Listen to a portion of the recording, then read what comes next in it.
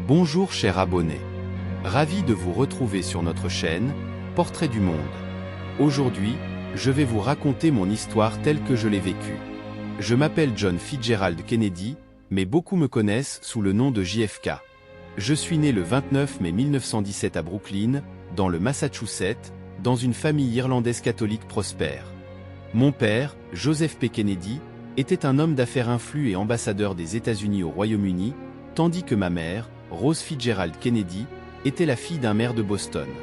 Ensemble, ils ont eu 9 enfants, dont moi, le deuxième aîné. Mon enfance a été marquée par une éducation stricte et un fort accent mis sur la réussite et le service public. J'ai fréquenté des écoles prestigieuses, dont l'université Harvard, où j'ai étudié les relations internationales. Ma thèse de fin d'études, publiée sous le titre Pourquoi l'Angleterre a dormi, analysait les erreurs de politique étrangère britannique avant la Seconde Guerre mondiale. Après Harvard, je me suis engagé dans la marine américaine pendant la Seconde Guerre mondiale, où j'ai commandé une patrouille torpilleur.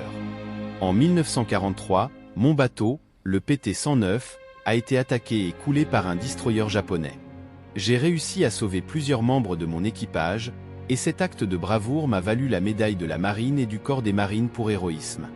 De retour aux États-Unis après la guerre, j'ai rapidement décidé de me lancer en politique, inspiré par le service public et le désir de faire une différence. En 1946, j'ai été élu à la Chambre des représentants des États-Unis pour le Massachusetts. Après 3 mandats à la Chambre, je me suis présenté au Sénat en 1952 et j'ai remporté l'élection. Ma carrière politique a connu son apogée en 1960 lorsque j'ai annoncé ma candidature à la présidence. Ma campagne était marquée par un appel au renouveau et au changement, avec le célèbre slogan « La nouvelle frontière ». Le 8 novembre 1960, je suis devenu le 35e président des États-Unis, le plus jeune jamais élu, à l'âge de 43 ans. Ma présidence a été marquée par des défis et des événements mondiaux significatifs.